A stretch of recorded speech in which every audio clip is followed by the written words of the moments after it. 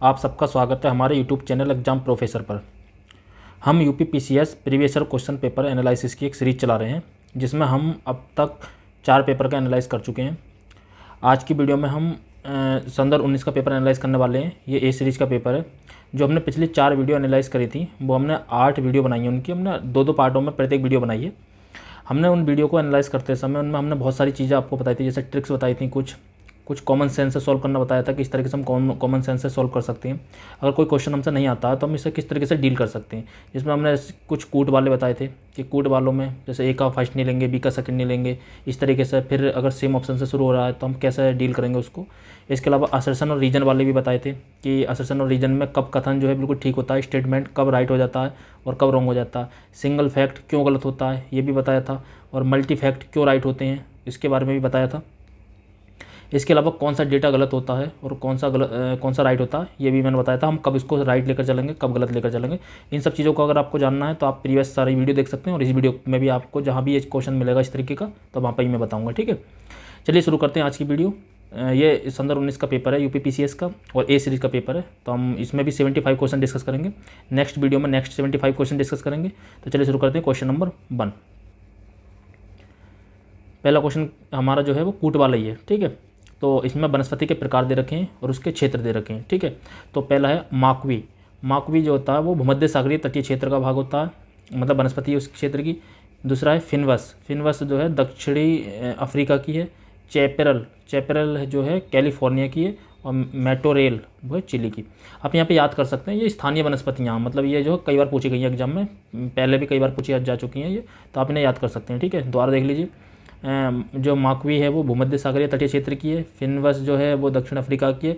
चैपरेल जो है कैलिफोर्निया की है। और मेटोरेल जो है चिली की है। इसके हिसाब से हमारा जो हो जाएगा ऑप्शन नंबर ए राइट हो जाएगा। ठीक है, यहाँ पर जो है देखो मैंने बताया था कि हम 10 में से 7 क्वेश्चन जो है अपनी ट्रिक के माध्यम से बिल्कुल ठीक कर सकते हैं, लेकिन ज़रूरी नहीं होता कि 100% जो है ट्रिक हर जगह लगी जाएगी या प्रत्येक क्वेश्चन में ट्रिक लग जाएगी। तो यहाँ पर जो है वो ट्रिक जो है ठीक से अप्लाई नहीं हो रही है। हम क्या अगर अपनी ट्रिक के बेस पर चलें तो हम जो है यहाँ पर अगर हो सकता है हम गलत भी हो जाएँ। तो ठीक है, तो कुछ क्वेश्चन जो है हमें अपने लॉजिकल जो अपनी नॉलेज है, जो लॉजिकल चीज़ें हैं उन पर ही हमें सॉल्व करना पड़ेगा। ठीक है, ऑप्शन नंबर इसका राइट हो जाएगा। मैं नेक्स्ट क्वेश्चन बताऊँगा, जो भी ट्रिक्स आती रहेंगे मैं बताता रहूँगा। ठीक है, यहाँ पर जो नेक्स्ट क्वेश्चन नंबर 2, इसमें देश और कुछ राजधानियाँ। पिछले पेपर में भी जब हमने संदर्भ 20 का जो पेपर एनालाइज कर रहे थे उसमें भी देश और राजधानियाँ आई थी। उसमें यूरोप की पूछी गई थी, एक अफ्रीका की भी थी। यहाँ पर जो पूछी गई है वो सेंट्रल ईस्ट की पूछी गई है। सेंट्रल एशिया या मिडिल ईस्ट भी बोलते हैं। ठीक है, मिडिल ईस्ट एशिया। ठीक है, तो सेंट्रल एशिया की जो कुछ पूछी गई है बहुत ज़्यादा इंपॉर्टेंट होती हैं। ठीक है, ये याद कर लेना। जैसे मैं यहाँ पर बता दे रहा हूँ, ये सेंट्रल एशिया के देश हैं, जिसमें सबसे पहले है उज्बेकिस्तान की जो राजधानी है वो है ताशकंद उज्बेकिस्तान की। तुर्कमेनिस्तान की है अज़गावत। और अफ़गानिस्तान की है काबुल। और तजाकिस्तान की दुशांबे। किर्गिस्तान के बिश्केक। और कजाकिस्तान के अस्ताना। ठीक है, तो ये आप यहाँ पे ये सारी जो इनकी कैपिटल्स हैं वो आपको याद होनी चाहिए। ठीक है, अगर आप कैपिटल्स की एक बार में सारा देखना चाहते हैं तो एक वीडियो बना रखी है, आप उसको भी जाकर देख सकते हैं। ठीक है, उसका लिंक आपको डिस्क्रिप्शन में मिल जाएगा। तो उज्बेकिस्तान की जो है, उज्बेकिस्तान की कैपिटल क्या, ताशकंद। ठीक है, तो उज्बेकिस्तान की हो जाएगी ताशकंद। तजाकिस्तान की क्या है, तो हमने तजाकिस्तान की देखी, तो तजाकिस्तान की दुशांबे। किर्गिस्तान की बिश्केक और तुर्कमेनिस्तान की अज़गावत। ठीक है, तो फर्स्ट का फर्स्ट, सेकंड का सेकंड, थर्ड का थर्ड, फोर्थ का फोर्थ। ये ट्रिक के बेस पर हो सकता है गलत हो जाता है। ठीक है, बट नॉलेज के बेस पर बिल्कुल ठीक होगा। नेक्स्ट देखते हैं क्वेश्चन नंबर 3, अधिजीवी वनस्पति, बबूल, बेओबाब और देवदार, ये जो है क्षेत्र कौन से क्षेत्र में आती हैं। तो ठीक है, तो अधिजीवी वनस्पति ये आती है भूमध्य रेखीय क्षेत्र। बबूल आता है सहारा वाले क्षेत्र में। और बेओबाब जो आता है वो सवाना क्षेत्र में। और देवदार भूमध्य सागर में। इसके हिसाब से हो जाएगा हमारा ऑप्शन नंबर ए राइट। ठीक है, ऑप्शन नंबर ए राइट हो जाएगा। अगर हम इसके हिसाब से अगर हम एलिमिनेट करना चाहें तो हो सकता था और सब जगह ट्रिक नहीं लगेगी, ये याद रखना। ठीक है, तो हम 3 का 3 नहीं लेंगे, 4 का 4 नहीं लेंगे, तो इस तरीके से हम यहाँ पे एलिमिनेट कर सकते हैं। ठीक है, ऊपर वालों में नहीं अप्लाई हो रही थी तो मैंने बोला भी नहीं। नेक्स्ट देखते हैं क्वेश्चन नंबर 4। अगर आपको कभी मतलब किसी भी पेपर में जैसे हमें कोई भी विकल्प नहीं आता, जैसे कूट वाला है या असर्शन और रीजन वाला है, अगर हमसे नहीं आता है तभी हम उस ट्रिक को, मतलब अगर हमें तुक्का लेना ही है तो तुक्का किसी बेस पर होना चाहिए, किसी लॉजिकल थीम पर, तर्क पर आधारित होना चाहिए, मतलब लॉजिकली होना चाहिए तुक्का। तो उसके लिए है वो ट्रिक। बाकी जो नॉलेज हमेशा प्रायर है तो नॉलेज के बेस पे आप सॉल्व करना। जैसे पिंगमी जनजाति, मतलब इसमें से कौन सा सम्मिलित नहीं है, तो पिंगमी आपने पढ़ा होगा कांगो बेसिन में पाई जाती है। ठीक है, अंगामी नागालैंड की जनजाति है, ये मैंने बता रखा है ऑलरेडी। मैंने सारी जनजातियाँ बताई थी आपको मैप के माध्यम से पिछली वीडियो में। एनू ये जापान की है, नाम से लग रहा है एनू जापान। ठीक है, और किर्गिज, ये किर्गिज जनजाति जो सूडान की नहीं है, ये जो हो जाएगी ये हो जाएगी किर्गिस्तान की। जो हमने देखा था ना सेंट्रल एशिया के देश जो देखे थे वो वही वाला किर्गिस्तान, ठीक है। तो ये हो जाएगी किर्गिस्तान की, ना कि सूडान की, तो ये इसका गलत हो जाएगा। ऑप्शन नंबर 4 का ऑप्शन नंबर हो जाएगा डी। क्वेश्चन नंबर 4 का ऑप्शन नंबर डी, ठीक है। क्वेश्चन नंबर 5, ये अर्सेसन और रीजन का है। हिंद महासागर की कई बड़ी शक्तियों का सैन्य अड्डा बन गया, बिल्कुल हिंद महासागर में जो कई बड़ी शक्तियों का सैन्य अड्डा है, ठीक है। तो ये राइट हो जाएगा। इसका रीजन क्या है? हिंद महासागर से निकटवर्ती देशों को बहुत भौगोलिक राजनीतिक लाभ हैं, बिल्कुल सही है।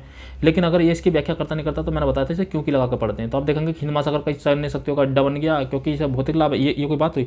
तो बिल्कुल नहीं। अगर रिलेट नहीं कर रहा तो ये इसकी व्याख्या नहीं करेगा। तो ये यार दोनों सत्य हैं बट उसकी व्याख्या नहीं करता, तो ऑप्शन नंबर 20 का राइट हो जाएगा। नेक्स्ट देखते हैं क्वेश्चन नंबर 6, मध्य भारत में स्थित पहाड़ियों का पश्चिम से पूर्व निम्नलिखित में से कौन सा एक सही क्रम है, ठीक है, पूर्व दिशा में। तो मैकाल, सतपुड़ा, महादेव और छोटा नागपुर, सतपुड़ा, महादेव, मैकाल, छोटा नागपुर, तो इसका जो हो जाएगा ऑप्शन नंबर सी राइट हो जाएगा। मैकाल, महादेव, सतपुड़ा और छोटा नागपुर। अगर ये छोटी पहाड़ियाँ हैं, अगर इन पहाड़ियों को आप देखना चाहते हैं मैप के माध्यम से तो देखो यहाँ पर देख सकते हैं आप। तो सबसे पहले क्या आएगा? सतपुड़ा, देखो ये सतपुड़ा है, फिर जो आ जाएगा महादेव, महादेव के बाद मैकाल, और ये छोटा नागपुर पूरा क्षेत्र है। ये छोटा नागपुर वाला जो झारखंड वाला क्षेत्र जो छोटा नागपुर का पठार कहलाता है, आपको पता ही होगा छोटा नागपुर क्षेत्र कहलाता। तो इसका क्रम जो है पश्चिम से पूर्व दिशा में हो जाएगा। मैकाल, महादेव, सतपुड़ा और छोटा नागपुर हो जाएगा, ठीक है। इसके अलावा और छोटी आप पहाड़ियाँ देख सकते हैं जो बहुत ज़्यादा इंपॉर्टेंट है, स्पेशली इस वाले घाट की जो पूर्वी घाट है इसका बहुत ज़्यादा इंपॉर्टेंट है, ये पूछ ली जाती है। जैसे आंध्र प्रदेश की नल्लामाला, बेनुकोंडा, पेलिकोंडा, ठीक है। इसके अलावा जो उसकी हो जाएंगी तमिलनाडु की जवादी, सेवरॉय, पंचमलाई, सिरुमलाई, पालनी और पिरसुनाद, ये सारी पहाड़ियाँ बहुत ज़्यादा इंपॉर्टेंट है, आप इनको क्रम से देख लीजिए, ठीक है। इसके अलावा आपने पता होगा यहाँ पर नीलगिरी पहाड़ी है जो तीनों के बॉर्डर पर, यहाँ पर नीलगिरी पहाड़ी, ठीक है। इसकी सबसे ऊंची चोटी जो है डोडा बेट्टा है, डोडा बेट्टा। और दक्षिण भारत की सबसे ऊंची चोटी जो है अनाईमुदी है, ये अन्नामलाई की पहाड़ियों पे। ये नीलगिरी के दक्षिणी भाग में यहाँ पर एक ग्रंथि पाई जाती है, इससे 3 पहाड़ियाँ निकलती हैं, एक उत्तर की तरफ को, एक दक्षिण की तरफ को, और एक जो है साउथ ईस्ट की तरफ को, ठीक है। तो ये साउथ ईस्ट वाली जो है पालनी है, ठीक है, इसे पलानी श्रेणी बोलते हैं। ये अन्नामलाई ऊपर की तरफ को, नीचे वाली की कार्डमम, ये सब कार्डमम बोलते हैं, ठीक है। तो अन्नामलाई है उसी की सबसे ऊंची चोटी जो है अनाईमुदी, जो दक्षिण भारत की सबसे ऊंची चोटी भी है, तो ये भी याद रखना, ठीक है। तो इस तरीके का आप याद रख सकते हैं। बाकी अजंता रेंज याद रख सकते हैं, बाल घाट, भोर घाट, थाल घाट, ठीक है। तो ये सब चीज़ें, अरावली रेंज आप सबको पता ही है, इसकी सबसे ऊंची चोटी माउंट आबू है। तो आप ये इतनी बेसिक चीज़ें देख सकते हैं, ठीक है। क्वेश्चन नंबर 7, भारत में सर्वाधिक सघनता वाला भूकंपीय क्षेत्र हिमालय क्षेत्र में, बिल्कुल राइट है, आपने अगर पढ़ा होगा। हिमालय में कई अनुदैर्घ्य उत्क्रम क्षेत्र बचते थे, तो ये बिल्कुल सही है, ठीक है। क्योंकि अब हम यहाँ पे क्योंकि लगा कर पढ़ते हैं कि भारत में सर्वाधिक सघनता वाला भूकंपीय क्षेत्र हिमालय क्षेत्र में स्थित है, क्योंकि हिमालय में कई अनुदैर्घ्य उत्क्रम क्षेत्र बचते थे, तो बिल्कुल ठीक है, हम और रिलेट भी कर रहा। तो ए और आर दोनों सही हैं और आर ए की सही व्याख्या करता है, ठीक है। तो क्वेश्चन नंबर 7 का हो जाएगा ऑप्शन नंबर ए राइट हो जाएगा, ठीक। अगर आप देखना चाहें कि जो भूकंप आता है या अर्थक्वेक आता है तो उसका क्षेत्र कौन कौन सा, तो ये रेड वाला जो है, ये रेड वाला सबसे खतरनाक जोन होता है, इसको बोलते हैं जोन नंबर 5। सबसे खतरनाक जो भूकंप आता है वो यहीं पर आता है, ठीक है। उसके बाद जो ये वाला भाग है इसमें जोन नंबर 4 में आता है, इससे कम खतरनाक यहाँ पर आते हैं। फिर येलो वाला है और येलो वाले का सबसे कम जो आते हैं क्षेत्र ये आते हैं, ये सबसे कमजोर भूकंप है, ठीक है। तो zone 2, zone 3, zone 4, zone 5। Zone 5 जो सबसे खतरनाक है, ये भूकंप क्षेत्र ही है, ठीक है। सबसे खतरनाक भूकंप जो आते हैं ये रेड वाले एरिया में आते हैं, ये आप याद कर सकते हैं, ठीक है। तो ये हिमालय वाला क्षेत्र है, आपको पता ही है ये हिमालय का क्षेत्र है। क्वेश्चन नंबर 8, मणिपुर पहाड़ियों से घिरा इम्फाल बेसिन एक सुंदर उदाहरण है किसका? सरोवरीय मैदान का, लोएस मैदान का। लोएस मैदान होता है रेतीले मैदान, याद रखना, लोएस मैदान। ये पूछा था कि चाइना का जो क्षेत्र है, जो हुआंग या पीली नदी का जो क्षेत्र है वो कौन सा मैदान का, तो लोएस क्षेत्र। जो रेतीले मैदान होते हैं ना लोएस क्षेत्र बोलते हैं, ठीक है। जलोढ़ मैदान, जो पुरानी खादर मिट्टी होती है जब वो फैली होती है क्षेत्र में तो उसे जलोढ़ मैदान बोलते हैं। हिम नदी, हिम समझ में आ रहा होगा, हिम की जो नदियाँ होती है उसे हिम नदी मैदान कहते हैं, जो हिम की नदियों से बनता मैदान है उसे हिम नदी कहेंगे। तो यहाँ पर एक ही बच्चा इम्फाल बेसिन, तो ये है सरोवरीय मैदान। तो ऑप्शन नंबर ए इसका राइट हो जाएगा। ये ऐसा भी सोच सकते हैं, ये बहुत पूछा था, याद रखना, ये लोएस वाला जो रेतीला मैदान होता है वो लोएस मैदान होता है। आप इससे जो गूगल पर सर्च करके भी देख सकते हैं, लोएस मैदान, ठीक है। चाइना का लोएस मैदान बहुत पॉपुलर है, याद रखना। क्वेश्चन नंबर 9, निम्नलिखित नदियों में से कौन सा अपने भ्रंश घाटी प्रवाह के लिए प्रसिद्ध है? चंबल, गंडक, दामोदर, रामगंगा। तो इसका ऑप्शन नंबर हो जाएगा बी दामोदर। नर्मदा, ताप्ती और दामोदर जो है ये भ्रंश घाटी से बहती हैं। आपको जब आपने पढ़ा होगा नदियों में तो नर्मदा, ताप्ती, दामोदर जो है भ्रंश घाटी से बहती हैं। अगर आप दामोदर नदी को देखना चाहें तो ये छोटा नागपुर के पठार से निकलती है और निकलने के बाद ये जो है गंगा की जो वितरिका है हुगली उसमें मिल जाती है। उसके बाद ये पश्चिम बंगाल में अपना मुहाना बना देती है, ठीक है, वहीं पर अपना मुहाना बना देती है। इसके अलावा अगर आप दामोदर के बारे में जानना चाहें तो इस पर एक बांध है इसकी सहायक नदी जो है बराकर है, एक बराकर इसकी सहायक नदी है और इसे जो है पश्चिम बंगाल का शोक भी बोलते हैं। अगर आप जानना चाहें तो दामोदर को पश्चिम बंगाल का शोक भी बोलते हैं, ठीक। और कोयला के लिए बहुत पॉपुलर है इसकी घाटियाँ, दामोदर की घाटियाँ कोयला के लिए बहुत ज़्यादा पॉपुलर है। तो इतनी चीज़ें आप याद रख सकते हैं यहाँ पे। अच्छा, चंबल जो है, चंबल के बारे में क्या इंपॉर्टेंट बात है, चंबल जो है ये अबनालिका पर्दन से बहती है। तो अबनालिका पर्दन से बैली बांध रही है, अगर कोई नदी के बारे में पूछा तो वो है चंबल, ठीक है। और चंबल में मगरमच्छ भी पाए जाते हैं, जो मगर के लिए पॉपुलर है वो भी चंबल है, ठीक। नेक्स्ट क्वेश्चन नंबर 10, निम्नलिखित प्राकृतिक प्रदेश में से किसे बड़े शिकारों की भूमि के नाम से जाना जाता है? शीतोष्ण घास के मैदान, उष्ण कटिबंधीय मानसून प्रदेश, उष्ण रेगिस्तान प्रदेश, उष्ण कटिबंधीय सवाना प्रदेश। तो इसका हो जाएगा ऑप्शन नंबर डी है। प्रीवियस क्वेश्चन पेपर में कई बार पूछा गया। आप अगर प्रीवियस पेपर देखेंगे तो उसमें कम से कम ये सवाना प्रदेश वाला कम से कम 5 से 6 बार मिल जाएगा आपको, ठीक है। कम से कम 7 या 8 साल के अगर आप पेपर एनालाइज करेंगे तो उसमें 5 से 6 बार ये मिल जाएगा, उष्ण कटिबंधीय सवाना प्रदेश। क्योंकि यहाँ पर जो है बड़े वृक्ष होते नहीं है, पूरे बहुत बड़े क्षेत्र में, जैसे बहुत बड़ा क्षेत्र है तो यहाँ पर कहीं कहीं एक वृक्ष मिलेगा, यहाँ मिल गया, एक यहाँ मिल गया, और बाकी सब में घास होती है। यहाँ पर हाथी घास बोलते हैं उसे। तो ये घास के मैदानों में यहाँ पर जानवरों को छुपने के लिए आसानी होती है, ठीक है। उन्हें चारा भी आसानी से मिल जाता है अपना। तो ये जो है बड़े शिकारों की भूमि कही जाती है। तो कौन सा? उष्ण कटिबंधीय सवाना प्रदेश, ठीक है। ऑप्शन नंबर डी इसका राइट हो जाएगा। नेक्स्ट 11, हिमालय पर्वत श्रेणी के संबंध में निम्नलिखित में से कौन सा कथन सही है? मुख्य हिमालय की परतदार चट्टानें जीवाश्महीन है, बिल्कुल सही है। मुख्य हिमालय की बात हो रही है, ठीक है। लघु हिमालय की परतदार चट्टानों में समुद्री जीव जंतु का जीवाश्म मिलते हैं, बिल्कुल मिलते हैं। याद रखना, जो हिमालय का जो मुख्य हिमालय है, ठीक है, उसमें जो है जीवाश्म नहीं मिलते हैं, याद रखना बस। लघु हिमालय से मिलना शुरू होते हैं। बाह्य हिमालय या शिवालिक हिमालय में मानव सभ्यता के अवशेष मिलते हैं, तो ये बिल्कुल राइट है, ठीक है। तो इसका ऑप्शन जो तीनों जो है बिल्कुल राइट है। तो इसका हो जाएगा ऑप्शन नंबर डी। 11 का हो जाएगा ऑप्शन नंबर डी राइट, ठीक है। तो यहाँ पर आप अगर नहीं पता तो आप याद कर सकते हैं कि बस मुख्य हिमालय जो है जीवाश्म विहीन है, ठीक है। इसमें जीवाश्म नहीं पाए जाते हैं, बाकी लघु हिमालय में पाए जाते हैं और शिवालिक वाले में तो मानव जीवाश्म पाए जाते हैं, ठीक। नेक्स्ट क्वेश्चन नंबर 12, अकबर ने शेरशाह के, ये अर्सेसन और रीजन का है, अकबर ने शेरशाह की तरह राज्य के सिक्के के प्रचलन को नियमित करने का प्रयास किया, बिल्कुल करने का प्रयास। देखो ये वर्ड जो होते हैं ना बहुत ज़्यादा डिपेंड करते हैं कि क्वेश्चन किस दिशा में जा रहा है। तो प्रयास तो कोई भी कर सकता है, अगर छोटा मोटी भी अगर इसके बारे में काम करो तो प्रयास ही हो गया। तो ये हम सही मानकर ही चलेंगे अगर हमें नहीं भी पता तो, ठीक।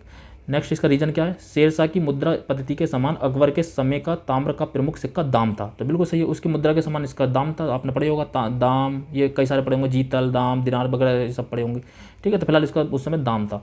अब ये तो है कि ये अपनी जगह समय की बिल्कुल ठीक बात कर रहा है, ये अपने समय की ठीक बात कर रहा है, ठीक है। बट ये नहीं है क्योंकि लगा के ये आपस में रिलेट कर रहे हैं। देखो पढ़ो, अकबर ने शेरशाह की तरह राज्य के सिक्के के प्रचलन को नियमित करने का प्रयास किया, क्योंकि शेरशाह की मुद्रा की पद्धति के समान अकबर के समय का ताम्र का प्रमुख सिक्का दाम। तो बताओ ये कोई बात हुई कि इसलिए करने का प्रयास करा कि ये इसमें मुद्रा दाम थी? नहीं। अगर ये कहा कि यहाँ पर साक्ष्य मिलते हैं क्योंकि जो है इसकी सिक्के के समान ये होता, तब तो मान भी लेते हैं कि हाँ कि आपस में रिलेट कर रहे हैं कि वहाँ पर साक्ष्य मिलते हैं क्योंकि इससे रिलेट इस तरीके से ऐसा था। तो बट ये नहीं मान के चलेंगे, अगर कोई भी रिलेट नहीं कर रहा तो हम उसे गलत मान के चलेंगे, मतलब व्याख्या नहीं मान के चलेंगे। तो ए और आर दोनों सही हैं बट इसकी व्याख्या नहीं करता है, तो ऑप्शन नंबर 20 का राइट हो जाएगा। 12 का ऑप्शन नंबर बी।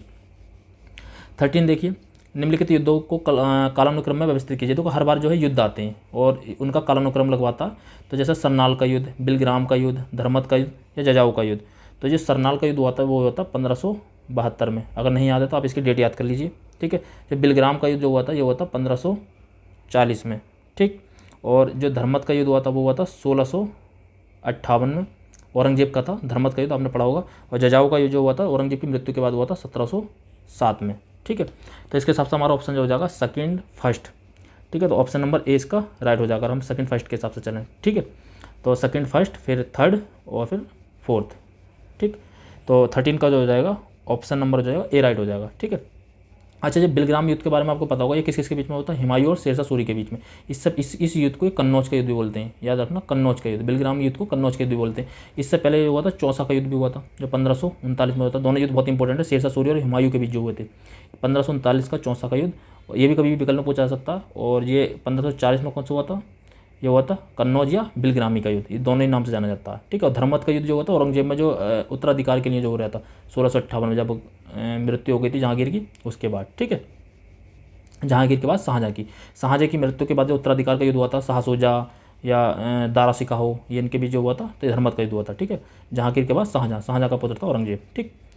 नेक्स्ट देखते हैं 14, हठ योग के संदर्भ में कौन सा कथन सही है? हठ योग नागपंथियों द्वारा अपनाया जाता है, बिल्कुल ठीक है। ये आपने कहीं पढ़ा होगा, हिंदी में ही पढ़ा होगा कहीं ना कहीं, तो कहीं में पढ़ने मिल जाता है, ठीक है।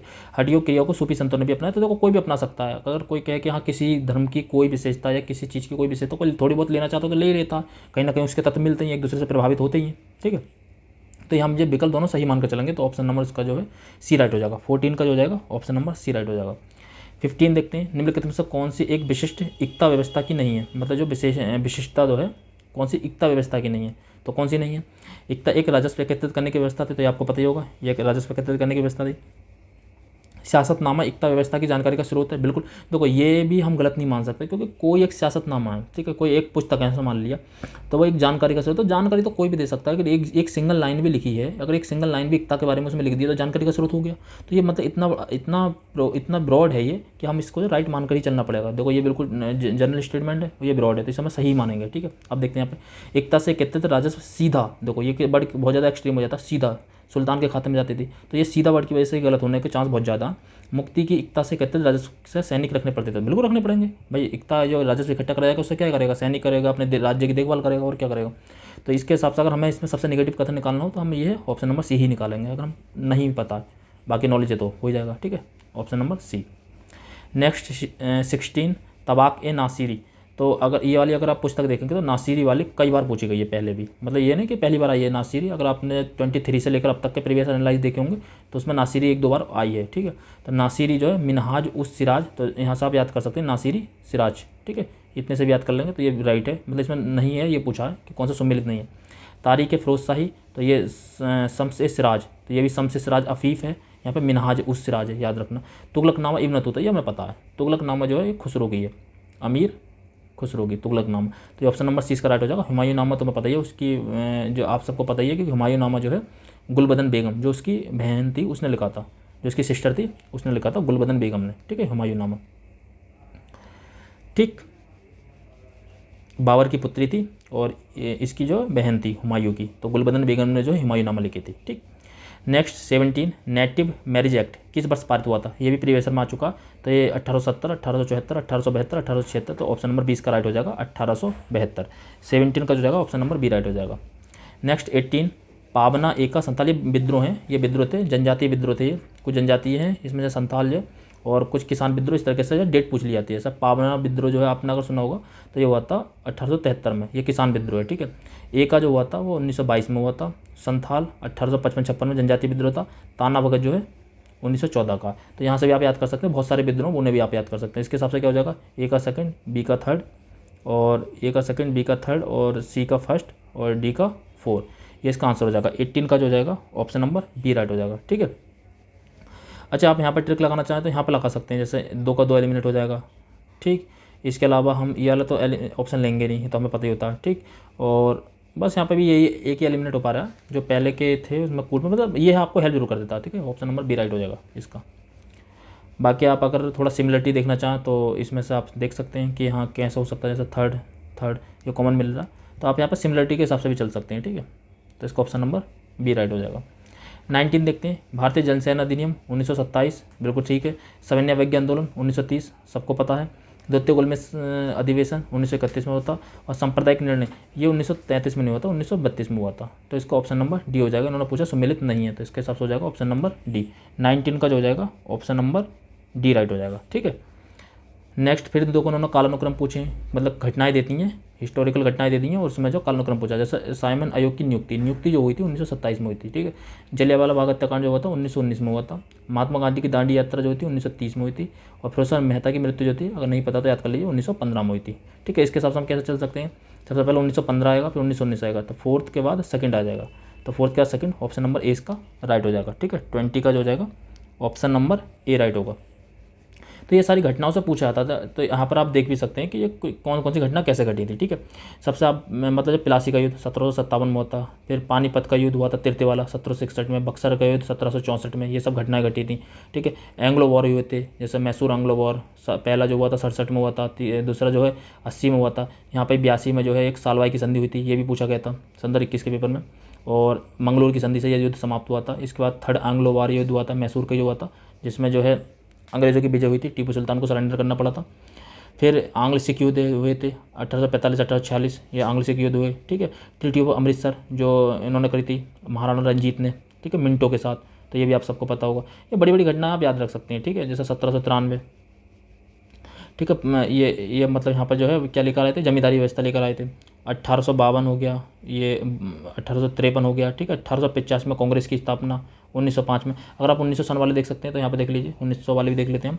जैसे यहाँ पे देखते हैं, यहाँ से 1905, तो 1905 में बंगाल का विभाजन हुआ था, पार्टीशन ऑफ बंगाल।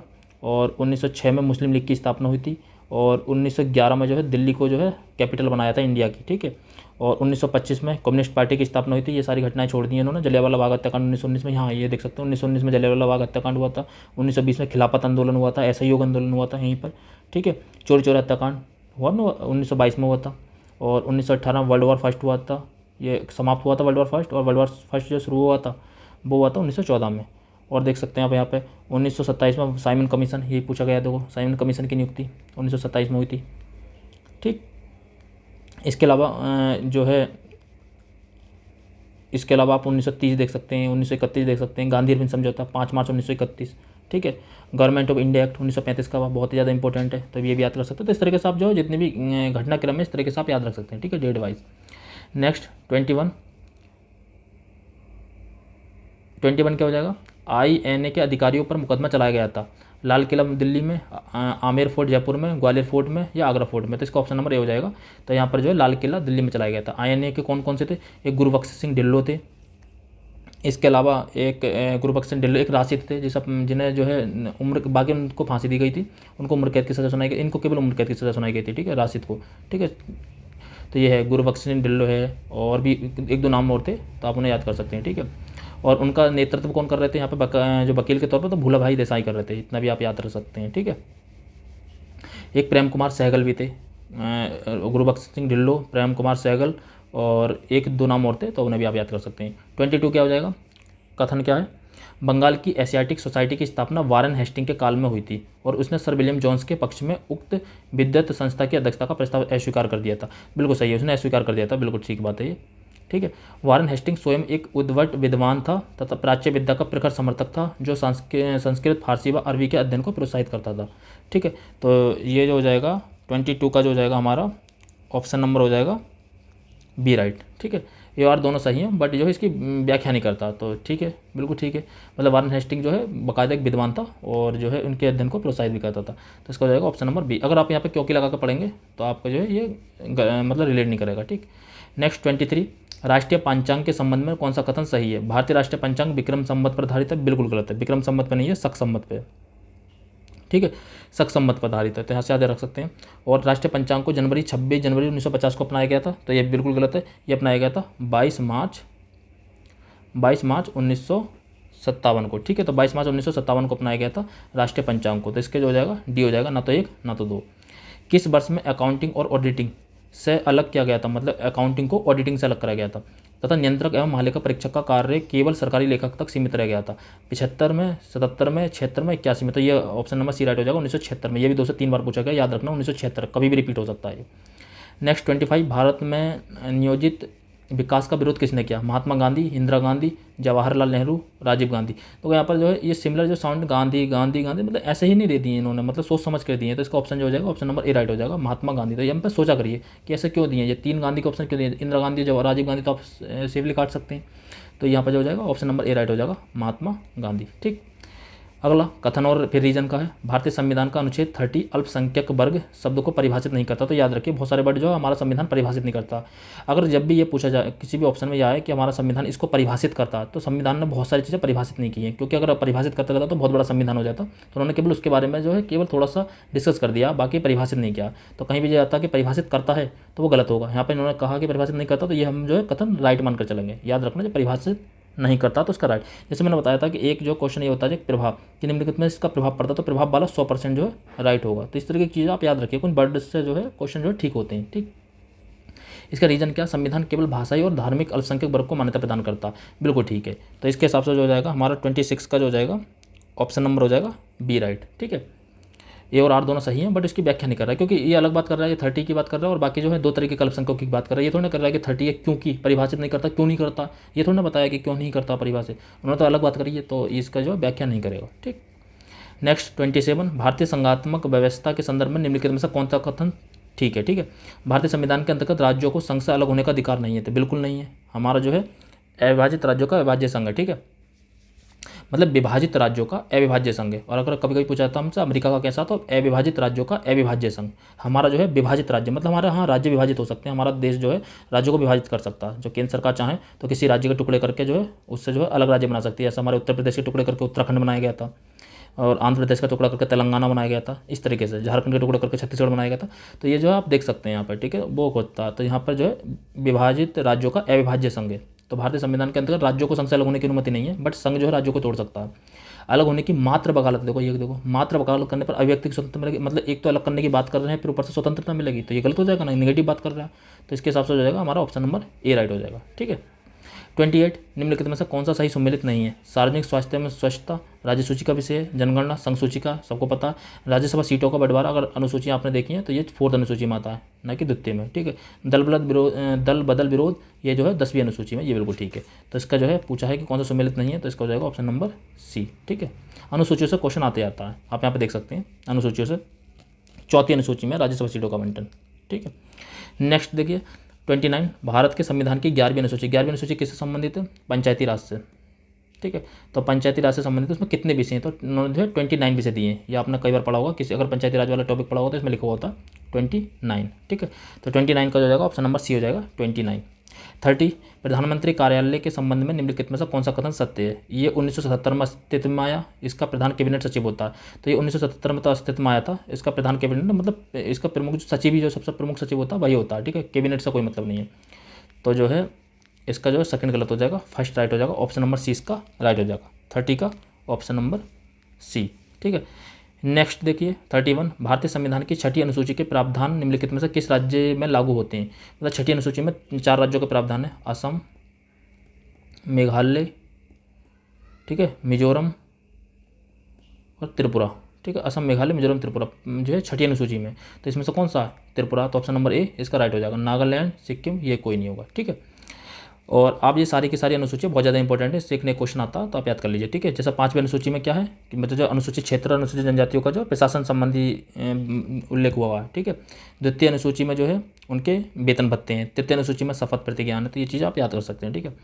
ये जो है 32 निम्नलिखित में से कौन सा सही सम्मिलित नहीं है? जो रिटें हैं, ठीक है, जो रिट जारी करता है, जैसे आर्टिकल 32 के तहत जो है सुप्रीम कोर्ट रिट जारी करता है, और ये सुप्रीम कोर्ट जारी करता है, और हाई कोर्ट जो है 226 के तहत करता है, आर्टिकल 226, ठीक है। ये 5 तरह की रिटें जारी करते हैं, जिसमें से 4 दे रखी हैं, 5 की 5 आपको देखनी थी, यहाँ पे देख सकते हैं। बंदी प्रत्यक्षीकरण, परमादेश, प्रतिषेध, उत्प्रेषण और अधिकार परीक्षा, ठीक है। हाई कोर्ट जो करता है 226 के तहत करता है, और सुप्रीम कोर्ट आर्टिकल 32 के तहत करता है, ठीक है। और ये मौलिक अधिकारों का संरक्षण के लिए करता है सुप्रीम कोर्ट। तो बंदी प्रत्यक्षीकरण बिल्कुल to have the body of, तो अगर कोई किसी को हमें पेश कराना है सामने, अगर बॉडी को लाना है तो ये जो है बंदी प्रत्यक्षीकरण लागू होती है। परमादेश बी कमांड, ठीक है, आदेश देना होता है गवर्नमेंट ऑफिसर को, ठीक है। प्रतिषेध टू बी सर्टिफाइड, ये बिल्कुल गलत है। तो प्रतिषेध नहीं होता, ये होता उत्प्रेषण का। यहाँ पे देख सकते हैं ये प्रतिषेध का नहीं होता, ये उत्प्रेषण का होता है, ठीक है। देखो यहाँ पे देखो राइट टू क्राइटोरियल, ठीक है, ठीक है, ये आप देख सकते हैं। तो प्रतिषेध जो होता है ये जो होता है उत्प्रेषण का होता है, ठीक है। रेट जो है ये उत्प्रेषण रेट होती है। और अधिकार परीक्षा वाइट अथॉरिटी, बिल्कुल ठीक है, मतलब किस अथॉरिटी के साथ आप यहाँ पर बैठे हैं। तो इसका ऑप्शन नंबर सी राइट हो जाएगा, क्योंकि कौन सा सम्मिलित नहीं है, तो ये प्रतिशत का नहीं है, ये उत्प्रेषण का है, ठीक।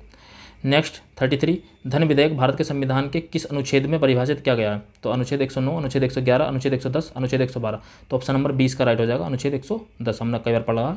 तो 33 का जो जाएगा ऑप्शन नंबर बी राइट हो जाएगा। नेक्स्ट 34 सितंबर 2019 में प्रधानमंत्री मोदी द्वारा उद्घाटित सीमा पार तेल पाइपलाइन निम्नलिखित में से किन 2 शहरों को जोड़ती है? तो मोतिहारी तथा आमलेखगंज, दरभंगा तथा आमलेखगंज, मोतिहारी तथा काठमांडू, इनमें से कोई नहीं। तो इसमें से कोई नहीं आंसर तो होता नहीं है, तो इसमें फिलहाल ऑप्शन नंबर ए राइट था। अगर हमें कुछ भी नहीं पता तो हम देखो कैसे सोच सकते हैं। 2 विकल्प जो है इन्होंने मोतिहारी से शुरू करें, तो हम जो है इसका सेफ इसे मतलब काट सकते हैं, इसे मतलब एलिमिनेट कर सकते हैं। ये तो हमारा ऑलरेडी एलिमिनेट था। अब इन दोनों में से हमें एक चुनना होगा, तो हम ये देखेंगे किसकी प्रोबेबिलिटी सबसे ज़्यादा थी, ठीक है, कौन सा विकल्प सबसे ज़्यादा है। तो आमलेखगंज 2 जगह आया था, हम इन दोनों को ऑलरेडी एलिमिनेट कर चुके थे। बाकी यहाँ पे आमलेखगंज को इसके साथ से ले सकते हैं, तो ऑप्शन नंबर ए इसका लगा सकते हैं, बिल्कुल क्लियर जो है आंसर लगा कर निकल सकते हैं, ठीक है। तो ऑप्शन नंबर ए इसका राइट हो जाएगा, 34 का ए।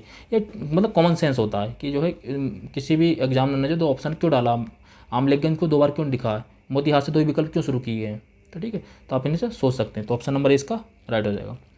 35 यूनेस्को विश्व धरोहर समिति द्वारा इसके किस शहर में संपन्न हुए 43वें सत्र में जयपुर के विश्व धरोहर स्थल के रूप में जो सूचीबद्ध किया गया था? तो यह उस समय का करंट का क्वेश्चन है, 43वें सत्र का। तो बाकू था अजरबैजान। नेक्स्ट देखते हैं 36 IMF के नव नियुक्त प्रबंधक निदेशक हैं। तो ये 2019 का पेपर था, उस समय जो भी थे, तो उस समय थे Kristalina Georgieva, Christine Lagarde, Raghuram Rajan, Sujit Bhalla. तो इसका था Kristalina Georgieva, option number A right था उस समय। नेक्स्ट 37, भारत सरकार द्वारा अक्टूबर 19 को प्रतिभाशाली बच्चों के कौशल समृद्ध प्रोत्साहन हेतु प्रारंभ किया गया राष्ट्रीय कार्यक्रम। तो कोई भी राष्ट्रीय कार्यक्रम प्रारंभ होता तो पूछ लेता। तो लक्ष्य था, प्रतिभा था, परिवर्तन था, ध्रुव था। तो इसका ऑप्शन नंबर सी राइट हो जाएगा, ध्रुव। ये भी करंट का था, ठीक है। नेक्स्ट था थॉमस कुक, और ये किससे संबंधित है? थॉमस कुक किससे? British tour and travel company का आपने कहीं ना कहीं नाम सुना होगा। उस समय ग्रेटर थनबर्ग बहुत पॉपुलर रही थी। सन 1920 में नोबेल पुरस्कार देने तक की बात चल रही थी। तो पर्यावरण कार्यकर्ता थी। डॉक्टर उषा किरण, इन्हें भारतीय विजेता सम्मान मिला था। और जो है कैरी लैम, ये हांगकांग के नेता। इसके आधार पर जो हो जाएगा ए का 4 और बी का 3, ए का 4 बी का 3। तो यहाँ पर ऑप्शन नंबर डी इसका राइट हो जाएगा। अगर आप यहाँ पे बिल्कुल कुछ नहीं पता, आप ट्रिक के बेस पे चलें, अगर यहाँ पे आपको ट्रिक लगा के दिखाऊँ तो हम ए का एक लेते नहीं है, फर्स्ट का फर्स्ट नहीं लेते हैं, 4 दो ऑप्शन में है, और यहाँ पे जो है हम सेकंड का सेकंड लेते नहीं है, थर्ड का थर्ड नहीं लेते हैं। ये भी एलिमिनेट हो गया। सेफ जो है आप ऑप्शन नंबर डी लगा कर निकल सकते हैं, ठीक है। ये ट्रिक हो जाएगा। 39, वर्ष 2019 अर्थव्यवस्था का नोबेल पुरस्कार दूसरी बार किस महिला को दिया गया है? इस पुरस्कार से सम्मानित होने वाली प्रथम महिला पूछा है, ठीक है। इस्तर डफलो, गैरटी थेरेसा कोरी, मारिया जोपर्ट या एलिनार ओस्ट्रोम, ठीक है। तो इसका जो आंसर हो जाएगा 39 का जो हो जाएगा ऑप्शन नंबर हो जाएगा डी, ठीक है, एलिनार, ठीक। ये उस समय का करंट का था।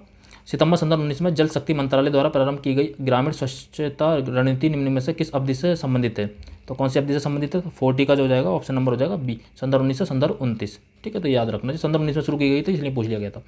भारतीय भाषाओं का केंद्रीय संस्थान निम्नलिखित में से किस स्थान पर अवस्थित है? ये केंद्रीय संस्थान मैंने बताया था, इंस्टीट्यूशन बहुत ज़्यादा पूछता है, तो याद रखना, ठीक है। वाराणसी, नई दिल्ली, मैसूर, शिमला। तो ऑप्शन नंबर 20 का राइट हो जाएगा मैसूर। 41 का जो हो जाएगा ऑप्शन नंबर बी राइट हो जाएगा।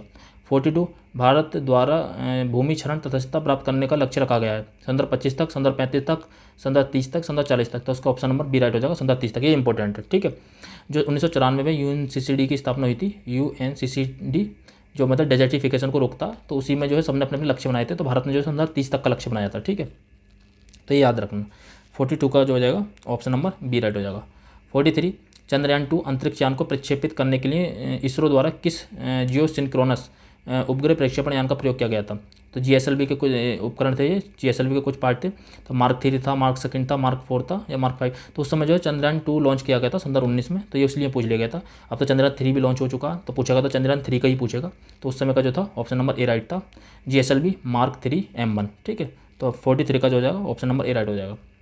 44, भारत के सबसे बड़े चरखे के संदर्भ में निम्नलिखित में से कौन सा कथन सही है? इसका उद्घाटन नोएडा में हुआ, ये उपयोग किए हुए प्लास्टिक कचरे से बना। तो ये जो है इसका जो हो जाएगा 44 का जो हो जाएगा ऑप्शन नंबर सी राइट हो जाएगा। दोनों जनरल स्टेटमेंट है, दोनों बिल्कुल ठीक हो जाएंगे, ठीक है। नेक्स्ट 45, निम्नलिखित में से किस जीव का रक्त सफ़ेद होता है? ये कई बार पूछा गया प्रीवियस में। तो तिल चट्टे का होता है, आप सबको पता है। मच्छर आपने देखा ही होगा, तो उसका रक्त जो सफ़ेद नहीं होता, छिपकली का भी नहीं होता और खटमल का भी नहीं होता। ये सारा का रक्त रेड होता है, इनका जो सफ़ेद हो जाता है मात्र तिल चट्टे का होता है। अगर तुम्हें कुछ भी नहीं पता तो आप कॉमन सेंस से भी लगा सकते हैं, ठीक। नेक्स्ट 46, नाइट्रोजन स्थिरीकरण जीवाणु किस पौधे की जड़ के साथ संयोजन करते हैं? तो याद रखना, जो नाइट्रोजनीकरण स्थिरीकरण होता है मतलब नाइट्रोजन का स्थिरीकरण, ठीक है, फिक्सेशन, इसे इंग्लिश में बोलते हैं फिक्सेशन। जो नाइट्रोजन फिक्सेशन होता है ये जो होता है दलहनी पौधों की जड़ों में होता है, याद रखना, दलहनी पौधों की जड़ों में होता है। तो यहाँ पर दालें, गेहूँ, चावल, गन्ना। तो ये ऑप्शन नंबर ए इसका राइट हो जाएगा, दालें। तो याद रखना दलहनी ही होता है, कोई भी दलहन पौधा हो उसकी जड़ों में ही नाइट्रोजन स्थिरीकरण होगा, याद रखना, ठीक है। नेक्स्ट 47, जब किसी साबुन के बुलबुले को आवेशित किया जाता है तो निम्नलिखित में से क्या घटित होता है? त्रिज्या बढ़ जाती है, त्रिज्या घट जाती है, बुलबुले का लोप हो जाता है या उपरोक्त में से कोई नहीं। तो यहाँ पर जो है किसी भी जब पानी का बुलबुला है उसे अगर आवेशित करा जाता है तो वो बुलबुला जो है थोड़ा फैलने लगता है, तो इससे जो है इसकी त्रिज्या बढ़ जाती है। तो ऑप्शन नंबर जो है इसका ए राइट हो जाएगा, ठीक है। अगर आपको जैसे कुछ नहीं पता है तो आप जो है इस तरीके के विकल्प को इन दोनों में से चुना करिए जो बिल्कुल ही सेम फॉर्मेट पे हो, सेम या तो राइमिंग जैसे हो या उनका जो है फॉर्मेशन बिल्कुल सेम हो। जैसे त्रिज्या बढ़ जाती है या त्रिज्या घट जाती है, तो ये तो आप मान के चलिए कि ये दोनों ऑप्शन तो हो ही नहीं सकते, इनमें से हमें एक चुनना है। जैसे किसी भी जैसे उज्जू का पूछा गया था, एक पिछला प्रीवियस में पूछा गया था, जैसे शायद दाब पूछा गया था, जो भी था एक राशि थी कि एक सदिश राशि है, एक अदिश राशि है, या तो इनमें से एक ही राइट हो सकता है, या तो सदिश हो सकती है, अदिश हो सकती है। ऐसे यहाँ पे कि जो है त्रिज्या जो है या तो बढ़ जाएगी या त्रिज्या घट जाएगी, इनमें से एक ही क्रिया हो सकती है। बाकी ये दोनों ऑप्शन आप एलिमिनेट कर सकते हैं। तो यहाँ पर आप कॉमन सेंस हो सकते हैं, एक आंसर लगा था मतलब 50-50 में तो आप आसानी से आ सकते हैं, ठीक। तो ऑप्शन नंबर ए इसका राइट हो जाएगा। क्वेश्चन नंबर 48, ऑक्सीटोसिन एक क्या है? हार्मोन है, मतलब इन्होंने नहीं वाला पूछा तो बिल्कुल सही है। आस्पर्टेमिक संश्लेषित मधुरक है। न्यूप्रिन एक प्राकृतिक रबड़ है, मतलब विशिष्ट रबड़ है, बिल्कुल ठीक है। रेयन रूपांतरित स्टार्च नहीं है, आपने पढ़ा होगा। रेयन जो है एक प्राकृतिक जो रेशा है, ठीक है, ये एक रेशा है, रेशा, ठीक है, ये एक रेशा है। रेयन जो है एक रेशा है। तो इसका जो हो जाएगा ऑप्शन नंबर डी राइट हो जाएगा। ठीक है, ये एस्पार्टम से बहुत ज़्यादा पूछा गया था। एस्पार्टेम जो है संश्लेषित मधुरक है। एक न्यूप्रीन भी कई बार विकल्प में आया है, विशिष्ट रबड़, तो आप यहाँ से भी याद कर सकते हैं। निम्नलिखित में से कौन सा पदार्थ प्रोटीन नहीं है? कपास, केस या बाल, लूता रेशम या खुर। तो आप ये देखेंगे तो ये प्रोटीन है सब, ये केराटिन प्रोटीन के भाग हैं। केराटिन मैंने बताया था, केराटिन एक बार बताया था, सबसे पहले वीडियो में बताया था केराटिन प्रोटीन के बारे में। तो यहाँ पर जो कपास नहीं है। ठीक है, तो 49 का ऑप्शन नंबर ए राइट हो जाएगा। 50 थर्मस फ्लास्क जो होता है लंबे समय तक तरल गर्म या तरल ठंडा रहता है क्योंकि उसमें की कोई हानि और अथवा प्राप्ति नहीं होती है, संचालन द्वारा, सम्मेलन, विकिरण द्वारा। जब इस तरीके का फॉर्मेशन जो होता है ना विकल्पों का, किस एक संचालन, सम्मेलन, और फिर ये इस तरह के ऑप्शन बना के देते हैं ए और बी दोनों, तो आप 90% केस में देखेंगे कि इसका जो आंसर देगा वो सी ही देगा। आप देख लेना, प्रीवियस में जाकर देखें ना, खुद अप्लाई करके देखो, किसी भी भरोसा मत करो, खुद अप्लाई करके देखो, उसके बाद मानो।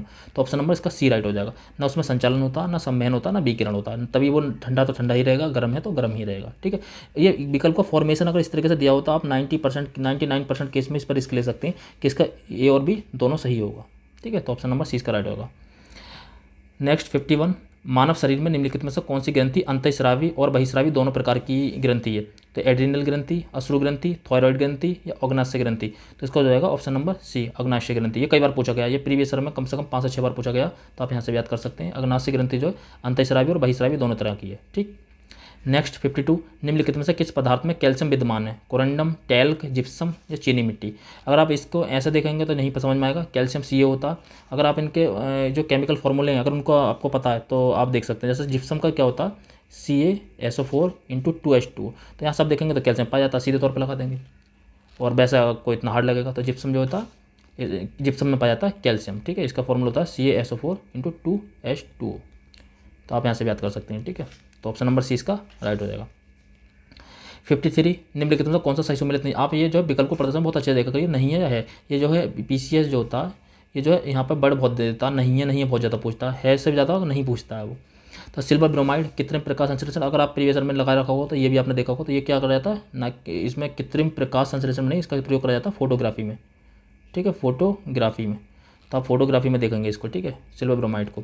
सिल्वर आयोडाइड कृत्रिम वर्षई है, लिथियम बाइकार्बोनेट गठिया का उपचार है, दूधिया मैग्नीशिया जो है प्रीति अम्लीय। तो ये आप जो है पढ़े होंगे सारे।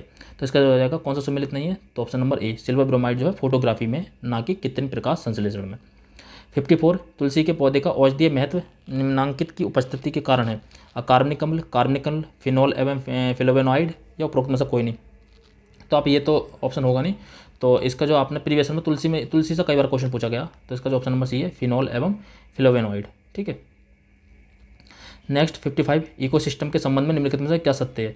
प्राथमिक उपभोक्ता उत्पादक पर न्यूनतम रूप से आश्रित हैं? बिल्कुल नहीं, बहुत ज़्यादा आश्रित होते हैं। प्राथमिक उपभोक्ता पूरी तरीके से उत्पादक पर ही आश्रित होते हैं, तो ये गलत हो जाएगा। प्राथमिक उपभोक्ता उत्पादकों की संख्या से अधिक होते हैं, बिल्कुल गलत। उत्पादक ज़्यादा मतलब घास बात ज़्यादा होती है, उसके बाद जो मतलब जो शाकाहारी एनिमल होते हैं वो कम होते हैं उनकी तुलना में। ठीक है, ये भी गलत हो जाएगा। उत्पादक प्राथमिक उपभोक्ता से अधिक होते हैं। देखो यहाँ पर देखो, प्राथमिक उपभोक्ता उत्पादक की संख्या में अधिक होते हैं, यहाँ पर पूछा उत्पादक प्राथमिक, मतलब इन दोनों में एक दूसरे के कॉन्ट्राडिक्टरी हैं, तो या तो ये सही होगा या ये सही होगा। तो इस तरीके से आप फॉर्मेशन विकल्प के फॉर्मेशन से हमें बहुत ज़्यादा ये हिंट मिल जाती है कि कौन सा आंसर होने वाला। तो उत्पादक जो है प्राथमिक उपभोक्ता से अधिक होते हैं। ठीक है, तो इसका ऑप्शन नंबर सी जो है राइट हो जाएगा। नेक्स्ट 56, बिल्कुल डिट्टो यही क्वेश्चन, आप अगर सारी वीडियो देखेंगे तो आपको ये क्वेश्चन जो मिलेगा 22 के एग्जाम में मिलेगा, 22 का जो क्वेश्चन पेपर था उसमें मिलेगा आपको सुपोषण। ठीक है, बिल्कुल सेम यही फॉर्मेट, बिल्कुल सेम यही विकल्प और सेम आंसर। तो जो ये जल निकाय के पोषण तत्व तक जो पोषण तत्व होते हैं उनको संवर्धन को घटाता है। ठीक है, और ये जल में घुलित ऑक्सीजन को कम करता है। तो इसका जो जाएगा ऑप्शन नंबर सी राइट हो जाएगा। सुपोषण की मैंने क्रिया वहाँ भी समझाई थी। सुपोषण का क्रिया क्या होता है, जैसे भी हम अपने खेत वगैरह में जो भी होता है, जब हम कोई भी फसल या कृषि करते हैं तो हम अपने खाद डालते हैं, जैसे यूरिया, डाई अमोनियम फास्फेट वगैरह डालते हैं। अब ये जो वर्षा के पानी के साथ बहकर जो है वो किसी तालाब में चल जाती है, तालाब में जाने के बाद वहाँ पर पोषक तत्वों की वृद्धि हो जाती है। तो वहाँ पर क्या होता है, शैवाल का प्रस्फुटन होता है, मतलब शैवाल उगने लगते हैं। और शैवाल जब उगेंगे तो सिंपल सी बात है, वहाँ पर क्या करेंगे, वो पानी में जो ऑक्सीजन घुली होती है उसका यूज करेंगे। तो क्या जल में घुलित ऑक्सीजन की कमी हो जाती है, और पोषक तत्वों का संवर्धन, ये पोषक तत्वों के संवर्धन की घटना है। ठीक है, तो मतलब ये क्या होता है, वहाँ पर पोषक तत्वों का संवर्धन हो जाता है, मतलब पोषक तत्व बहुत अधिक मात्रा में इकट्ठे हो जाते हैं। और यहाँ पर शैवाल जो है इसे एल्गी ब्लूम की घटना भी बोलते हैं। कभी कभी पूरा शैवाल जो है पूरी तरीके से यहाँ पे से ढक लेते हैं, इस तरीके से जैसे तालाब है तो इतनी भारी मात्रा में पोषक तत्व मिल जाते हैं उन्हें कि यहाँ पर पूरी तरीके ढक लेते हैं। तो कभी कभी ऑक्सीजन की तो कमी हो जाती है, ऊपर से प्रकाश भी नहीं जा पाता, तो कभी कभी अंदर जो मछलियाँ सारी मर जाती हैं, जो भी अंदर के जीव जंतु होते हैं सारे मर जाते हैं। इस घटना को एल्गी ब्लूम की घटना भी बोलते हैं। तो ये भी याद रखना, ठीक है। सुपोषण के बारे में आप ये 2 चीज़ें याद रख सकते हैं। तो ऑप्शन नंबर सी इसका राइट हो जाएगा। मतलब ये जो है पोषक तत्व के संवर्धन की घटना है। हाँ, पोषक तत्व बढ़ जाते हैं इसमें, और ये घुलित ऑक्सीजन को कम करता है, बिल्कुल सही है, क्योंकि वो उसमें घुलित ऑक्सीजन का ही उपयोग करता है। नेक्स्ट 57, मानव गतिविधियों से परिवर्तित पर्यावरण कहलाता है। नैसर्गिक पर्यावरण, एंथ्रोपोजेनिक पर्यावरण, शहरी पर्यावरण, आधुनिक पर्यावरण। तो आपने एंथ्रोपोलॉजी भी पढ़ा होगा, नाम भी सुना होगा सब्जेक्ट का। तो ये मानव पर्यावरण से संबंधित होता है एंथ्रोपोजेनिक पर्यावरण, ठीक है। नेक्स्ट 58, निम्नलिखित में से कौन सा कथन सत्य नहीं है। भूमध्य रेखा से ध्रुवों की ओर जाति विविधता में वृद्धि होती है। देखो पहले ही गलत है। तो भूमध्य रेखा से ध्रुवों की ओर जाति विविधता में, जैसे ये इक्वेटर है, तो ये जो सारे से सबसे ज़्यादा जैव विविधता जो पाई जाती है इक्वेटर पर पाई जाती है। इससे अगर ऊपर को जाओ या नीचे को जाओ या पोल की तरफ को जाओगे तो जैव विविधता जो है कम होती है, ना कि बढ़ती है। तो बढ़ती नहीं है, कम होती है, ठीक है। तो जैव विविधता कम होती है। तो इसका जो है कौन सा गलत हो जाएगा, ऑप्शन नंबर ए हो जाएगा। बाकी हम देख लेते हैं सही है नहीं है। उष्णकटिबंध शीतोष्ण क्षेत्रों की अपेक्षा अधिक जातियों को आश्रय देता है, बिल्कुल सही है। सबसे ज़्यादा जैव विविधता जो उष्णकटिबंध में पाई जाती है इक्वेटर के पास, इक्वेटर के पास उष्णकटिबंध होता है, तो बिल्कुल ठीक है। विशालतम जैव विविधता अमेजनी वर्षावनों में पाई जाती है, बिल्कुल सही है। दुनिया की सबसे ज़्यादा विविधता जो है अमेजनी वर्षावनों में पाई जाती है। जाति विविधता शीतोष्ण क्षेत्रों में ध्रुवों की ओर घटती है। तो ये देखो यहाँ पे भी देखो सेम फॉर्मेट, या तो घटती है या बढ़ती है, तो एक दूसरे को जो है विपरीत है ये दोनों। तो इन दोनों में से एक आंसर होगा, ठीक है। तो फिलहाल इसका ऑप्शन नंबर ए राइट है, ठीक है, कि भूमध्य रेखा से ध्रुवों की ओर जाती विविधता में वृद्धि होती है, वृद्धि नहीं होती है, कम ही होती है। नेक्स्ट 59, निम्नलिखित में से कौन सा वायु प्रदूषण जैव सूचक है। ये कम से कम 6 से 7 बार क्वेश्चन पूछा गया। प्रीवियस अगर आप 10 ईयर में भी देख लेंगे तो ये है लाइकेन, गुलाब का पौधा, मैथिल मर्क्यूरी या सूरजमुखी का पुष्प। तो लाइकेन इसका आंसर हो जाएगा। लाइकेन बना कैसे होता है, अगर आप लाइकेन के बारे में जानना चाहें तो ये पर्यावरण प्रदूषक होता है। प्रदूषक क्या होता है, अगर जहाँ पर मतलब प्रदूषित जलवायु है, बहुत ज़्यादा प्रदूषित जलवायु है, तो वहाँ पर ये लाइकेन नहीं उगते हैं। तो इसलिए पर्यावरण का इसका जो है सूचक कहा जाता है। लाइकेन 2 चीज़ों से मिलकर बनता है, एक शैवाल और एक कवक।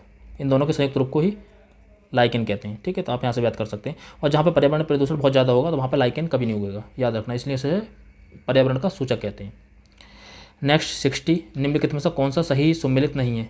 लवणीकरण, समुद्री जल, प्रतिलोम परासरण, पेयजल, विकृतीकरण, प्रोटीन और पाश्चुरीकरण, या सब पास्तुरीकरण भी कहते हैं, तो चाय। तो ये बिल्कुल गलत हो जाएगा। आपने यहाँ का पढ़ा होगा इसके लिए दूध, ठीक है। एम सेल्डन और टी स्वान ने इसकी जो है, एम सेल्डन और टी स्वान 2 वैज्ञानिक थे, इन्होंने इसका सिद्धांत दिया था 1938-39 में। यहाँ से आप याद कर सकते हैं। तो ये दूध के पाश्चुरीकरण या ये सब पास्तुरीकरण भी बोलते हैं, पाश्चुरीकरण भी बोलते हैं, तो दोनों वर्ड लिखे हुए मिल सकते हैं। तो दूध के जो पास्तुरीकरण का सिद्धांत जो दिया था एम सेल्डन टी स्वान ने 1938-39 में दिया था। तो ये दूध से संबंधित है, ना कि चाय से। तो ऑप्शन नंबर जो हो जाएगा डी इसका राइट हो जाएगा, ठीक। नेक्स्ट देखते हैं, निम्नलिखित में से कौन सा एक शाकनाशक का उदाहरण है। Sodium chlorate, potassium permanganate, bleaching powder, उपरोक्त में से कोई नहीं, ठीक है। तो जो 61 का हो जाएगा ऑप्शन नंबर ए राइट हो जाएगा, सोडियम क्लोरेट। जो भी होता है ना शाकनाशक, नाशक के तौर पे जो क्लोरेट, ये क्लोरीन काम करता है, तो क्लोरेट, ठीक है। तो ऐसा भी याद रख सकते हैं आप। गैस जो धान के खेतों से उत्सर्जित होती है तथा भूमि के तापमान में वृद्धि करती है वह है nitrogen, carbon monoxide, carbon dioxide और मीथेन। ये दलदली क्षेत्र जो होता है, धान का खेत भी एक दलदली क्षेत्र है, तो उससे जो गैस उत्सर्जित होती है वो होती है मीथेन। तो ऑप्शन नंबर डी इसका राइट हो जाएगा। जो भी दलदली क्षेत्र है, आर्द्र भूमियाँ हैं, वहाँ से जो मीथेन गैस निकलती है, ठीक। नेक्स्ट 63, अंतर्राष्ट्रीय सौर गठबंधन, ठीक है, ISA भी बोलते हैं इसे, इंटरनेशनल सोलर एसोसिएशन। तो का सचिवालय वर्तमान में निम्नलिखित में से किस स्थान पर स्थित किया गया है। तो ये है पेरिस, गुरुग्राम, नई दिल्ली या न्यूयॉर्क। तो इसका आंसर हो जाएगा ऑप्शन नंबर सी, गुरुग्राम, ठीक है। उसमें बहुत ज़्यादा पॉपुलर रहता, पूछ लिया गया। 100% सौर ऊर्जा पर चलने वाला भारतवर्ष का पहला केंद्र शासित प्रदेश, अंडमान निकोबार, चंडीगढ़, पुदुचेरी या दीव। तो ये दीव है, ठीक है। ऑप्शन नंबर सी इसका राइट हो जाएगा। नेक्स्ट 65, कथन और कारण का है, मानव विकास सूचकांक एवं सतत विकास लक्ष्यों पर आधारित भारतीय राज्यों की वरीयता में धनात्मक संबंध है, बिल्कुल सही है, पॉजिटिव बात कर रहा है। SDG लक्ष्यों के आधारभूत आयाम शिक्षा एवं स्वास्थ्य से घनिष्ठता के साथ अंतर संबंधित है, अंतर संबंधित हो ही सकते हैं, तो कोई दिक्कत ही ना। तो ए और आर दोनों सही हैं और आर की सही व्याख्या भी करता है। तो 65 का जो हो जाएगा ऑप्शन नंबर ए हो जाएगा, बिल्कुल सही है। देखो यहाँ पर आप क्योंकि लगा कर पढ़ेंगे तो पढ़ लीजिए, देखो बिल्कुल रिलेट करेगा सीधे तौर पर कि मानव विकास सूचकांक एवं सतत विकास लक्ष्यों पर आधारित भारतीय राज्यों की वरीयता में धनात्मक संबंध है, क्योंकि SDG लक्ष्यों के आधारभूत आयाम शिक्षा और स्वास्थ्य में घनिष्ठ संबंध के साथ अंतर संबंधित है, मतलब स्वास्थ्य से घनिष्ठता के साथ अंतर संबंधित है, इसलिए जो है ये राज्यों की वरीयता में धनात्मक संबंध है, बस इसलिए जो है इसका व्याख्या करेगा। नेक्स्ट 66, बहुआयामी निर्धनता सूचकांक, तो ये UNDP जारी करता है, ठीक है, United Nation Development Programme. UNDP से भी क्वेश्चन पर प्रत्येक एग्जाम में पूछा था, तो ये भी आप देख लेना UNDP से रिलेटेड कौन कौन सी रिपोर्ट्स देता है ये और है क्या, ठीक है, इसके बारे में जान लेना। तो ये बहुआयामी निर्धनता सूचकांक के लिए स्वास्थ्य, शिक्षा, जीवन स्तर, ये तीनों ही आयामों का प्रयोग करता है। तो ऑप्शन नंबर डी इसका राइट हो जाएगा। आप यहाँ पे देखना चाहें तो देख सकते हैं, देखो हेल्थ का करेगा, एजुकेशन का करेगा और स्टैंडर्ड ऑफ लिविंग का करेगा, ठीक है, जीवन स्तर, स्टैंडर्ड ऑफ लिविंग। ठीक, 67 देखते हैं, वन्य जीव अधिनियम, जैव विविधता अधिनियम, प्रोजेक्ट टाइगर, प्रोजेक्ट हाथी। ये आप जो पर्यावरणीय जितने भी अधिनियम आए उन सबको देख लीजिए। जैसे जल वाला पूछा गया पहले, वायु वाला पूछा गया 1981 वाला, 1974 वाला, 1986 वाला पर्यावरण संरक्षण अधिनियम कई बार पूछा गया, और बाकी कालानुक्रम लगाना जाता है कि कब कब अधिनियम कौन सा है। तो वन्य जीव संरक्षण अधिनियम आपको पता ही है 1972 में आया था। जैव विविधता अधिनियम सन 2002 में, प्रोजेक्ट टाइगर की शुरुआत 1973 में, और प्रोजेक्ट हाथी की शुरुआत 1992 में। ठीक है, इसके हिसाब से आप चलिए। तो सबसे पहले क्या है, फर्स्ट आ जाएगा, फिर थर्ड आ जाएगा। तो फर्स्ट के बाद थर्ड जो हो जाए ऑप्शन नंबर बी में। ठीक है, ऑप्शन नंबर बी इसका जो है राइट हो जाएगा। 67 का जो हो जाएगा ऑप्शन नंबर बी राइट हो जाएगा। नेक्स्ट 68, नागरिक पंजीकरण प्रणाली के अंतर्गत कितने दिनों के भीतर जन्म तथा मृत्यु की घटना को भारत में रजिस्ट्रेशन कराना कानूनी रूप से अनिवार्य है। तो 15 दिन, 26 दिन, 30 दिन या 21 दिन। तो ऑप्शन नंबर 20 का राइट हो जाएगा 21 दिन। ये आप यहाँ से याद कर लीजिए, हो सकता है रिपीट हो जाए। राष्ट्रीय परिवार स्वास्थ्य सर्वेक्षण, ठीक है, नेशनल फैमिली हेल्थ सर्वे, इसकी फुल फॉर्म है नेशनल फैमिली हेल्थ सर्वे, सम्मिलित नहीं करता, मतलब किसे सम्मिलित नहीं करते हैं ये। तो उच्च रक्तचाप को, मधुमेह को, HIV को या मृत्यु पंजीकरण को। तो इसका ऑप्शन नंबर सी राइट हो जाएगा, HIV को। ये भी आप यहाँ से याद कर लीजिए। ठीक, 70, पर्यावरणीय कुजनेट्स वक्र, पर्यावरणीय सतह एवं प्रति व्यक्ति GDP के मध्य संबंध दर्शाता है। इस पर्यावरणीय कुजनेट्स वक्र का आकार किस आकार का होता है। तो ये जो होता है ये कुजनेट्स वक्र होता है तो उल्टा U आकार का होता है। ठीक है, तो आप यहाँ पे देख भी सकते हैं उल्टा U। तो ऑप्शन नंबर ए इसका राइट हो जाएगा। ठीक है, ये कुजनेट्स वक्र है उल्टा U। अच्छा, इसका है क्या, इसका लॉजिक क्या, जैसे जैसे मतलब ये कुजनेट्स वक्र ये बताता है जैसा पर्यावरण के बीच कैसा संबंध दर्शाता है, जैसा GDP और पर्यावरण के, जैसे जैसे GDP बढ़ती है, जैसे जैसे हमारी GDP बढ़ती है तो हमारा जो है जो पॉल्यूशन है वो भी जो है बढ़ता है। ठीक है, तो क्या होता है, जैसे ये GDP बढ़ रही है तो GDP बढ़ने के साथ साथ हमारा जो है पॉल्यूशन भी बढ़ रहा है। GDP बढ़ रही है, पॉल्यूशन भी बढ़ रहा है, GDP बढ़ रही है। तो यहाँ पर जो है पॉल्यूशन और GDP जो है अपने टॉप पर है। उसके बाद अब GDP तो बढ़ेगी, मतलब अगर हम यहाँ पे GDP मान लें तो GDP तो बढ़ रही है लगातार, लेकिन अब जो है पॉल्यूशन जो है ये पॉल्यूशन मान लें तो ये जो पॉल्यूशन घट रहा है अब, तो एक समय के बाद जो है GDP लगातार बढ़ती रहेगी लेकिन पॉल्यूशन लगातार घट जाएगा। तो इस तरह का संबंध दर्शाता है। ठीक है, आपसे जो है देख सकते हैं। ठीक है, यहाँ पर इन्होंने दो दर्शाया है, एनवायरमेंटल डिग्रेडेशन के और GDP के तहत समझाया, इसी तरह के समझाया। ठीक है, आप देख सकते हैं ये चीज़। 71, सतत विकास मानव समाज के कल्याण हेतु महत्वपूर्ण है। देखो कितना जनरल स्टेटमेंट है, बिल्कुल ठीक है। सतत विकास का अभिप्राय ऐसे विकास से है जो भावी पीढ़ियों की जरूरतों को पूरी करने की योग्यता को प्रभावित किए बिना वर्तमान के समय की आवश्यकता पूरी करता। यही विकल्प सेम 2023 में बनाकर रख दिया था, बस ये पूछा था ये विकल्प किस चीज़ को बताता, तो वहाँ पर बस ऑप्शन में दे रखा था सतत विकास, तो भाई उसका आंसर हो जाता है सतत विकास। से 2023 में जो 2023 का पेपर हुआ था इससे पहले वाला, तो जो है उसमें कम से कम 6 क्वेश्चन पूछे गए थे सीधे तौर पे, आप चाहें तो जाकर देख सकते हैं। ठीक है, तो जो है सतत विकास मानव समाज के कल्याण हेतु महत्वपूर्ण है, क्योंकि सतत विकास का अभिप्राय ऐसे विकास से है जो भावी पीढ़ियों की जरूरतों को पूरी करने की योग्यता को प्रभावित किए बिना वर्तमान समय की आवश्यकता पूरी करता है। तो ए और आर दोनों सही है और आर की सही व्याख्या भी करता है। मैंने बताया था ये 17 गोल हैं इसमें, और आप इनको क्रम से याद कर लीजिए क्योंकि कूड बनाकर भी दे देता है, जैसे no poverty, zero hunger, good health well being, quality education, gender equality, clean water, इस तरह के affordable energy, decent work, industrial innovation, reduce inequality, sustainable cities and communities, responsible consumption, climate action, life and water, life on land, peace, justice और partnership on goal. तो इस तरीके से आपको 17 के 17 पता होना चाहिए। और कब तक के लिए इनका लक्ष्य जो रखा गया 15 से 30 के बीच के लिए रखा गया, पेरिस सम्मेलन में आए थे, ये याद रखना, बस इतनी चीज़ आप यहाँ पे याद कर सकते हैं। ठीक, 17 गोल हैं। नेक्स्ट 72, निम्नलिखित में से किस प्रत्यक्ष लाभ योजना को Guinness book of world record द्वारा विश्व की सबसे बड़ी प्रत्यक्ष लाभ योजना माना। मनरेगा, पहल, NSAP या उपरोक्त में से कोई नहीं। उपरोक्त में से कोई नहीं होता नहीं है, तो आप यहाँ पे अगर उस समय के करंट में था ये तो पहल उसी समय शुरू करी गई थी, उससे पहले 1 ईयर पहले। तो ये पहली योजना किससे थी, LPG गैस सिलेंडर जो दिए थे, सब्सिडी वाली जो योजना थी DBT, डायरेक्ट बेनिफिशियरी ट्रांसफर, तो उस पर आधारित थी। तो LPG सिलेंडर जो दिए गए थे, तो पहली योजना उससे संबंधित थी। ठीक है, तो 72 का ऑप्शन नंबर बी हो जाएगा। नेक्स्ट 73, राष्ट्रीय खाद्य सुरक्षा अधिनियम के संदर्भ में निम्नलिखित कथनों में कौन सा सही है। ये 75% ग्रामीण और 50% शहरी जनसंख्या को आच्छादित करेगा।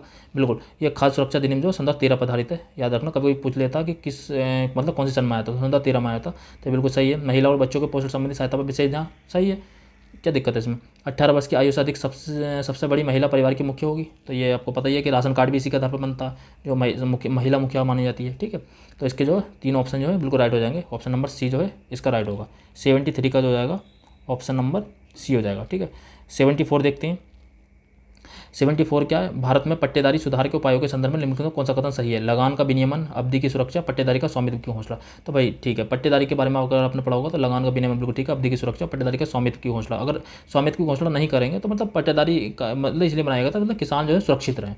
तो इसका ऑप्शन नंबर डी हो जाएगा, 1, 2, 3, ये तीनों सही है। ठीक है, नेक्स्ट 75, भारतीय सार्वजनिक क्षेत्र के कार्यों के संदर्भ में निम्नलिखित में से कौन सा कथन सही है? सार्वजनिक उपयोगिता संसाधन प्रदान करना। देखो सार्वजनिक क्षेत्र के कार्यों के संदर्भ में कौन सा कथन सही है? सार्वजनिक क्षेत्र के कार्य हैं भारत के, तो सार्वजनिक उपयोगिता संसाधन का प्रदान करना बिल्कुल ठीक है, सार्वजनिक उपयोगिता के संसाधन प्रदान करना होगा ही भारत का लक्ष्य।